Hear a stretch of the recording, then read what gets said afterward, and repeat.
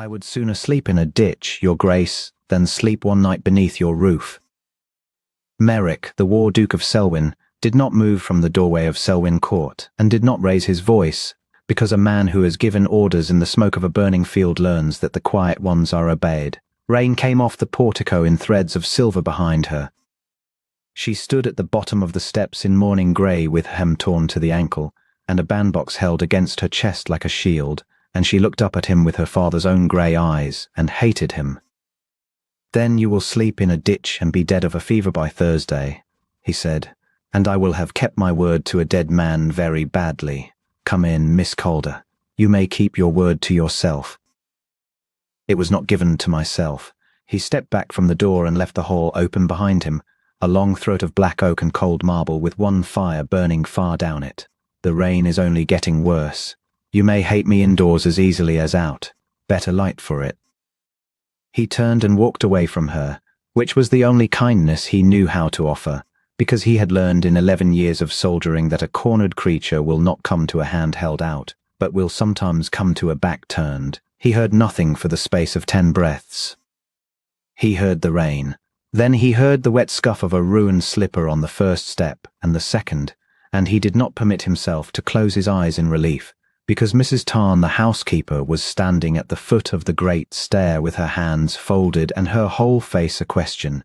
And a duke does not answer questions with his face. "Miss Calder will have the blue rooms in the east wing," he said. "Fires laid tonight and every night. Whatever she asks for she is to have, and she is not to be asked why she wants it. Yes, your grace. And Mrs. Tarn, she is a guest. Not a charge, not a pensioner, not a poor relation. A guest of this house, and any servant who forgets it may collect his wages from me directly." Behind him from the doorway, Rowena Calder said, "I am not your guest. I am your penance." He did not turn. If he had turned, she would have seen something in his face that he was not prepared for any living soul to see, least of all her. He said, "Well, guests and penances are both given dinner at 7. He was called the War Duke because the newspapers had wanted 3 words, and had not troubled to find better ones. Country had liked him well enough in the years when he was useful, and it had a decoration for him, and a ribbon, and a great deal of talk in the clubs about the ridge at Corvain and the crossing below it, and how the Selwyn Brigade had held its ground for 9 hours in water to the knee. What the country had never asked was what it cost, and Merrick had never volunteered the sum. The scar at his brow he had got there, a pale seam running up into the hair, and a fashionable woman had once told him, laughing, that it made him look like a man in a novel. He had not laughed. He had been thinking of the boy who put it there, or rather of the boy who had been standing beside him when the shell came in, who had taken the greater share and had lain afterwards in a barn with his hand shut hard around Merrick's wrist, saying a name over and over. The name was Rowena. She came down to dinner at 7, and she came down in the same grey gown, because she had no other, and she had washed her face and pinned her hair and put her chin up in a way that made something turn over in his chest like a stone shifting in a river. She sat at the far end of a table meant for 30. She ate almost nothing. She looked at the wall above his head. "My father is buried a fortnight," she said at last, to the wall. "My father's house is sold. His horses are sold. His books, which he loved better than he loved anything living, were sold in one lot to a dealer from Ferrans for £11. Did you know that? I knew the sale was on Tuesday. Did you buy them?" said Merrick. Her eyes came down off the wall and onto him, hard and grey and bright. "You are a poor liar for a great man. I've not lied to you yet," he said. "You will know when I begin. I did not buy Sir Hugh's library. I would not insult him so. He turned his glass by the stem once. I bought nothing at that sale. There is nothing in this house that was your father's, and there never will be. If there were, you could not sit in it." Something in her mouth loosened very slightly, and then set again harder, as if she resented him for having answered well. "They tell me," she said, "that you have taken me in out of honour, that there is some vow. Mr. Prentice the attorney said the word to me 3 times and would not tell me what it meant, and looked at his shoes. So I will ask you plainly, since no one else in England will speak plainly to me. What is my brother to you? What is Gideon to you, that you should stand in my father's place?" The fire cracked. Down the length of the table the candles bent all one way in the draught from the door. "He served under me," Merrick said. "He died under you. Yes. He watched her take that blow, which she had dealt herself, and he did not soften it, because she had not asked to be spared, and it would have been a species of contempt to spare her. My father believed to the last hour of his life, she said, that you sent my brother across that river knowing the ford was cut. That the report came in and you had it in your hand and you sent him anyway, because his name was Calder and yours was Selwyn, and there has been blood between those names since our grandfathers quarrelled over a strip of moorland and a dammed stream. He said it to me the day he died.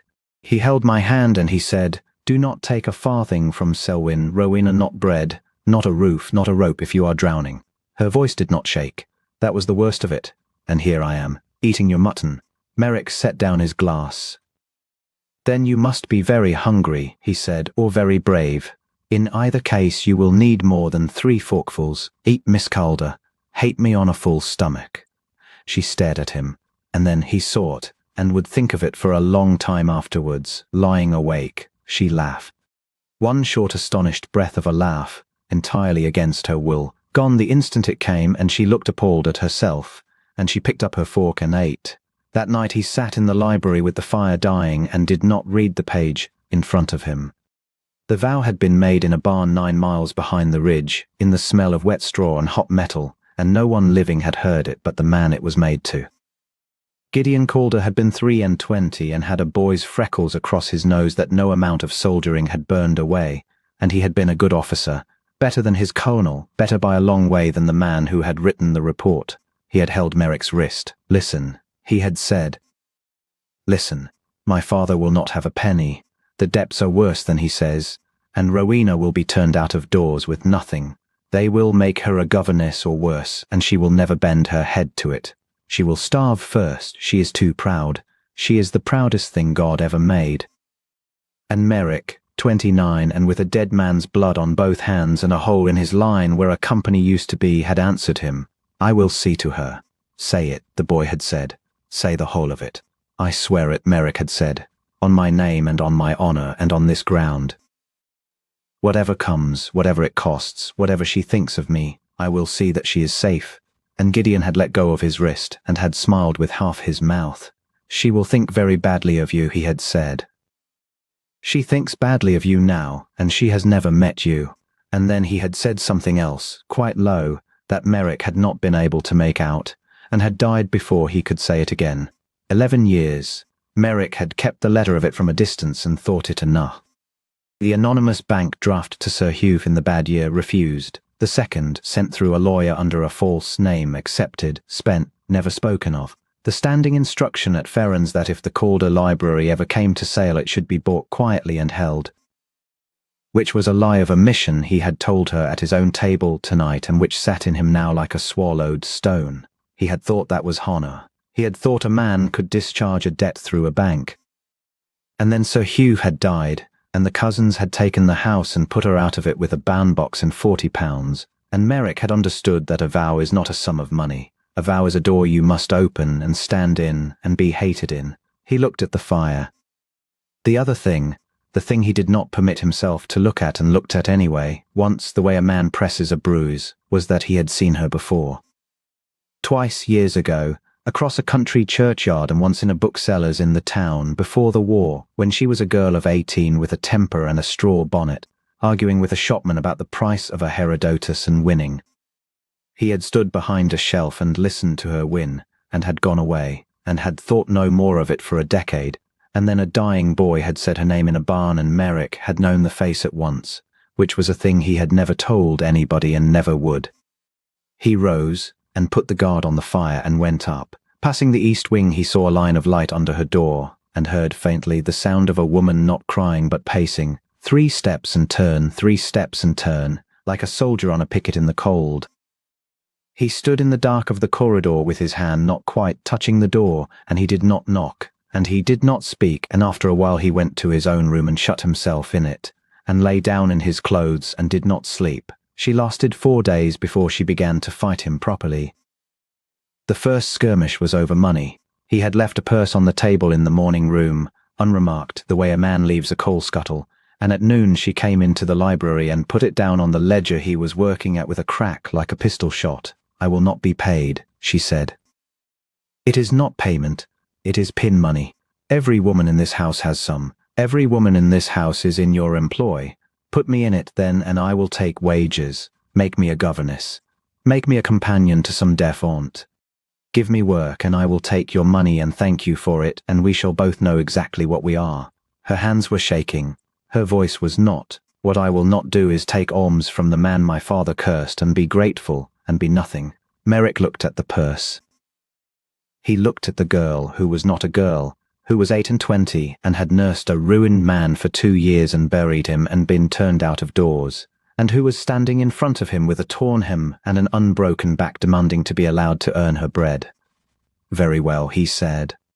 She had braced for a battle. He watched her stagger slightly in the absence of one. The Selwyn rent rolls have not been properly kept since my steward's eyes failed, he said. There are 900 tenancies and 3 sets of books that do not agree, and the man who might have untangled them is dead in a war. Sir Hugh Calder was, whatever else he was, the finest hand and account in the county. He told me so himself, once at a horse fair, in the middle of insulting me. Did he teach you figures? A long pause. Yes. Then untangle them. £40 a year and your keep. You will find it wretched work, and you will do it very well, and I shall be obliged to you, which you will enjoy. He pushed the ledger across the desk toward her, and drew his hand back before hers arrived, and the 2 hands did not touch, and he was aware, coldly, precisely, of exactly how many inches had lain between them. And you will take the purse besides, because a servant of this house does not walk into the village with a torn hem, and I will not have it said that Selwyn keeps his people ragged. That is not a reason. That is vanity. It is the only reason you will accept, said Merrick, so it is the reason I have chosen. She took the purse, she took the ledger. At the door she stopped and did not turn and said, You are not what they said you were. I am precisely what they said I was, Miss Calder. I have simply been very tired for 11 years. He picked up his pen. Second column from the left is where the fraud is, if there is one. Do not tell me who it is until you are certain, and then tell me at once. Autumn came in over Selwyn Court, and the beeches turned, and the household, which had been a garrison, became by degrees a house again, and Merrick did not entirely understand how it had happened, until he came in one November afternoon from the home farm and heard laughter in the servants' passage, and stopped dead and listened to it, and found that he was standing in his own corridor in his wet coat with his heart going like a boy's, 'cause she was in the still room, teaching the kitchen maids a rhyme for remembering the multiplication of 9s. He went away before anyone saw him. That was the shape of it now. He went away a great deal. He went away from the breakfast room when she came into it, and from the library when she was working in it, and from the long gallery when he heard her step. And every one of those retreats he called honor, and every one of them was a lie, and he knew it was a lie, and went on telling it. Because a man who has sworn to protect a woman may not want her. That was the whole of the thing, plain as a field order. The vow was made on the ground where her brother died. If Merrick's protection of her contained even a grain of appetite, if the roof he gave her was given because he wished to have her under it, then the vow was not honor but pretext, and he was not her guardian but her creditor, and every kindness became a bill presented. She had nowhere else to go. That was the poison in it. She had nowhere else on this earth to go, and so she could not refuse him anything, and so he could not ask her for anything, and so he must want nothing. He wanted a great deal. He wanted, for instance, to be in the room when she was in it. He wanted to hear what she thought about the enclosure of the West Common, because what she thought was invariably 3 degrees more honest than what his agent thought, and she said it without looking to see how he took it. He wanted, when she came in from the frost with her cheeks burning and her hair coming down, to say something that would make her do that short, astonished laugh again, and once or twice he did, and each time he went out afterwards and stood in the cold court and called himself a scoundrel. In December she left a glove behind on the library table. Grey kid worn thin at the fingertips, mended twice at the seam. He found it 11 at night. He stood with it in his hand for a long while, and then he did not ring for a footman, and did not carry it to Mrs. Tarn, and did not put it on the salver in the hall where lost things went. He put it in the drawer of his desk, under the county map, and locked the drawer, and went to bed, and lay in the dark despising himself with great thoroughness and no result whatever. She never asked for it. That was worse. She had one pair of gloves and she never asked for it. And he saw her the next week going out with her hands bare and red in the wind, and he sent to town that day for a dozen pairs and had them left in her room with no card, and she came down to dinner and looked at him for a long moment across the soup and said nothing at all. And he understood that she knew, and that she had let him get away with it, and that this was the most dangerous thing that had yet passed between them. It was the ledgers that broke it open. She came into the library on a black afternoon in January with her hair down about her face and a bound book of accounts under her arm, and she did not knock, and she was white. "Who is Josiah Thrale?" Merrick rose slowly out of his chair. "He was my brigade agent," he said. "He handled the commissary contracts and the pay chest for 4 regiments. He is now a very rich gentleman with a house in Bath and a seat he bought outright, and if you have his name in that book I should like to know why." "Because he is in yours." She dropped the ledger open on the desk and turned it round with a hand that was not steady. "He is here, and here, and here. He has been drawing on the Selwyn estate for 11 years under 3 names, a grain factor, a carrier, and a mortgage that does not exist. It is not clumsy. It is the most beautiful piece of theft I have ever seen, and I should not have found it in 100 years except—" She stopped. Except that I knew the hand," she said, "because I have seen it before, because Josiah Thrale wrote to my father twice a year for 11 years, from the day my brother died, long, kind, grieving letters. He told my father he had been at the Ridge.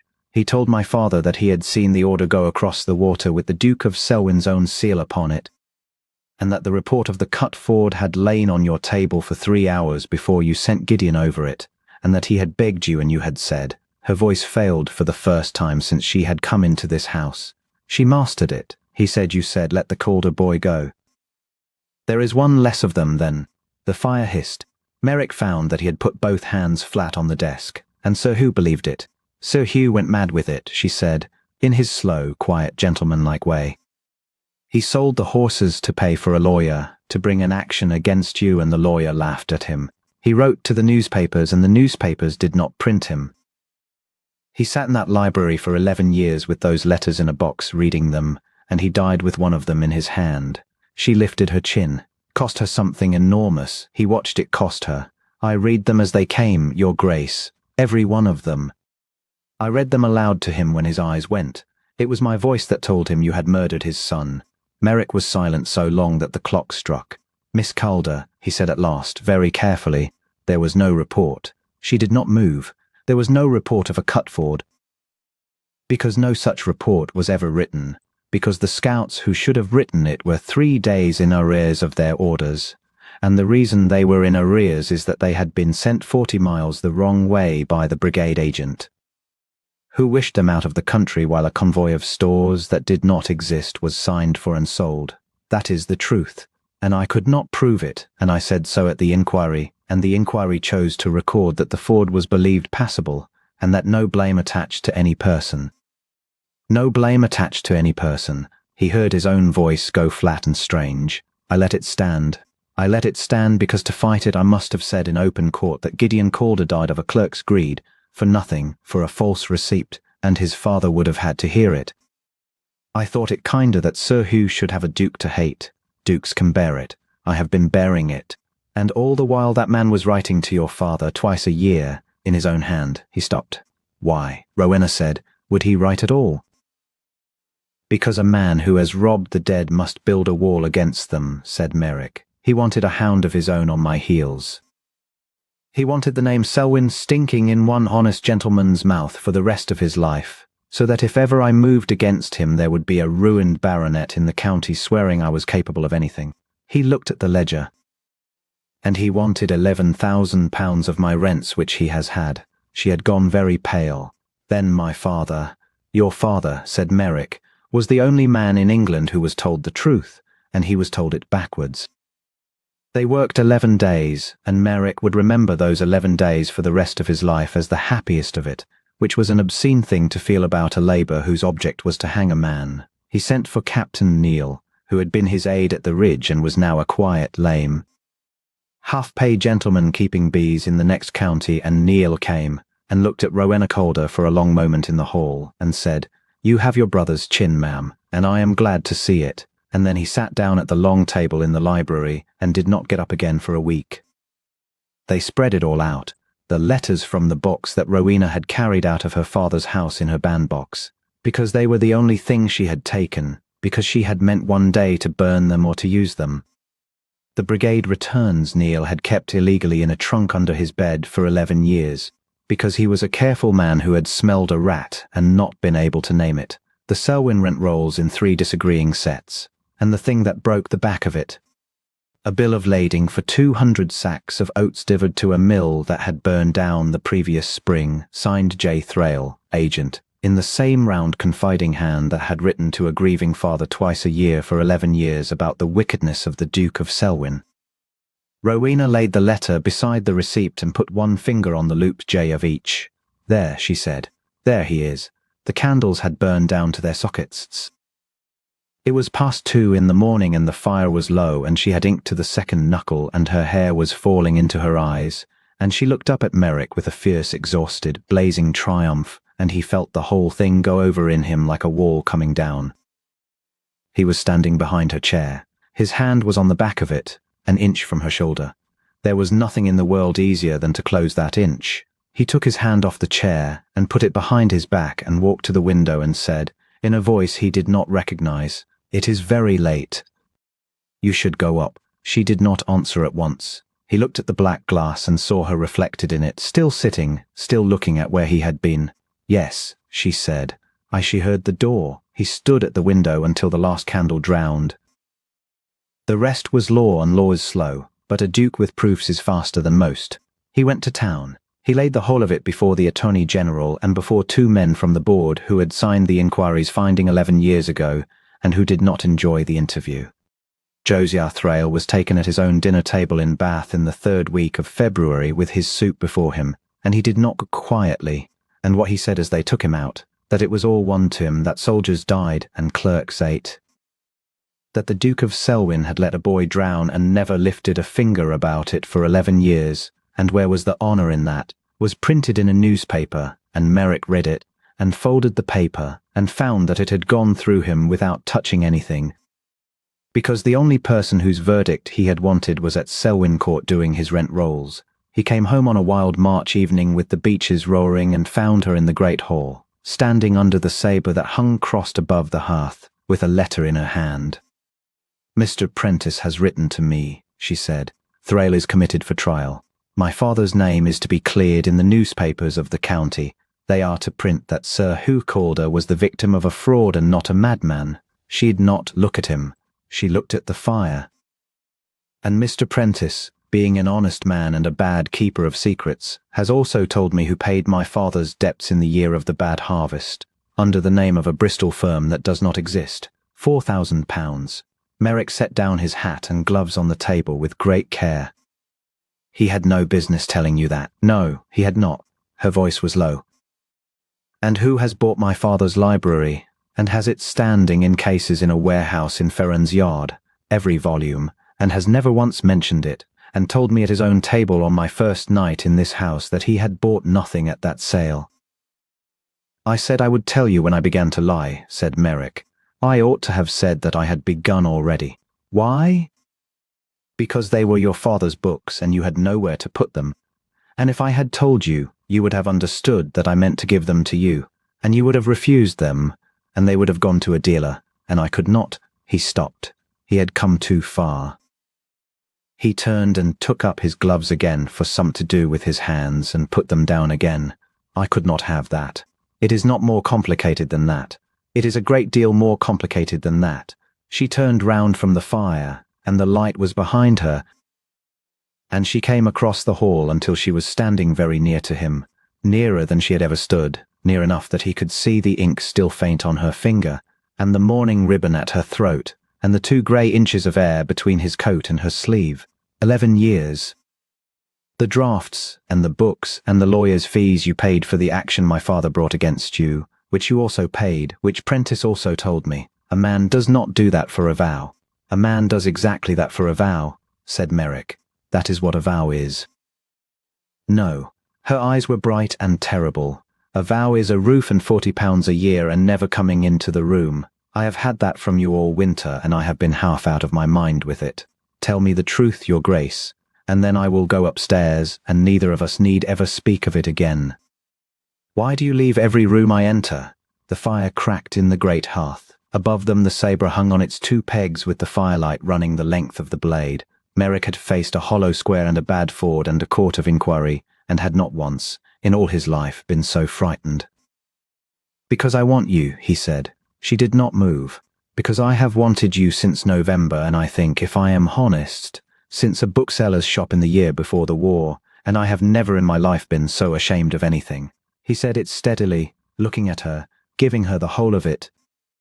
Because she had asked plainly, and there was nothing else he could give her that was worth anything.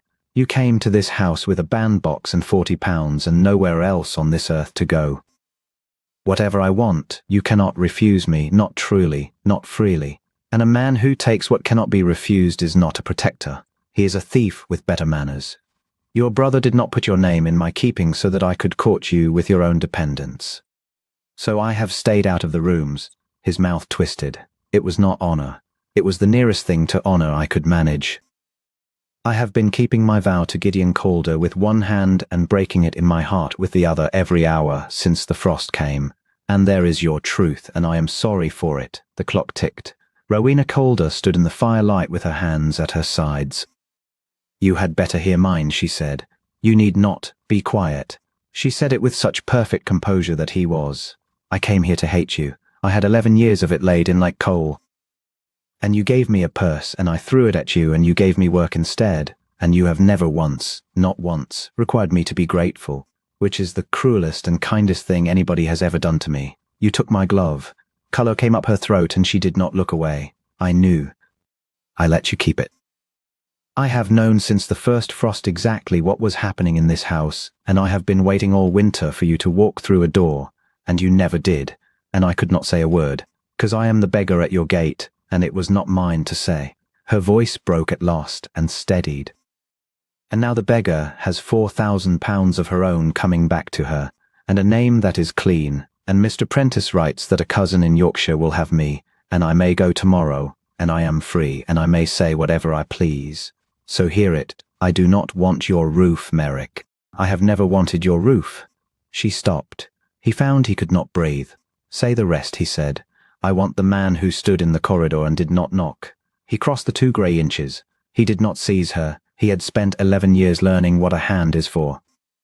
He raised his hand and touched her cheek with the backs of his fingers, once the way a man touches something he has not believed in, and she turned her face into his palm and shut her eyes, and Merrick, the War Duke of Selwyn, who had held a ridge for 9 hours in water to the knee, stood in his own hall and shook. Then be free, he said against her hair. Go to Yorkshire.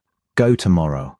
Take the 4,000 and the books and a maid and go, and let a whole year pass, and I will not write to you, and I will not come, and every man in the county may pay you his addresses.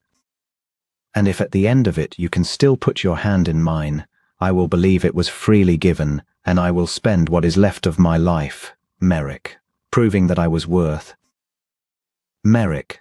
She drew back a little, and her eyes were wet and furious and shining, and she was laughing at him, that same short astonished laugh, the one he had been living on since October.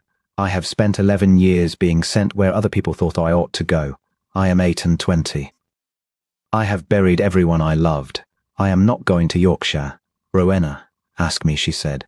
So he asked her, standing under the crossed sabre with the fire going down, in the plainest words he owned, and she answered him. And what passed then between the Duke of Selwyn and the daughter of his enemy is not the business of this or any other house. And the fire burned lower, and the great hall was very quiet, and at some point the last log fell. They were married in the spring, in the small church at the foot of the park, with Captain Neal limping up the aisle beside him and Mrs. Tarn weeping into a handkerchief she afterwards denied having used. She did not wear grey. Merrick had rather hoped she would defy him and wear it anyway, and told her so, and she said she had considered it, and had decided that Gideon would have preferred the blue. The books came home in June, 900 volumes of them, and went up on the long wall of the Selwyn library where the county maps had hung, and Rowena put them in order herself, and would let nobody help her, and cried once quietly over a Herodotus with a boy's name scrawled in the flyleaf, and Merrick did not go away from the room. He had done with going away from rooms. He stood behind her chair and put his hand on her shoulder, and she reached up without turning and covered it with her own. In the drawer of his desk, under the county map, there was still a grey kid glove, mended twice at the seam. He never gave it back. She never asked for it. In the 51st year of his life, and every year after, the War Duke of Selwyn kept exactly one thing that he had not been given, and his wife, who knew where it was and why, let him keep it, and loved him the better for the theft.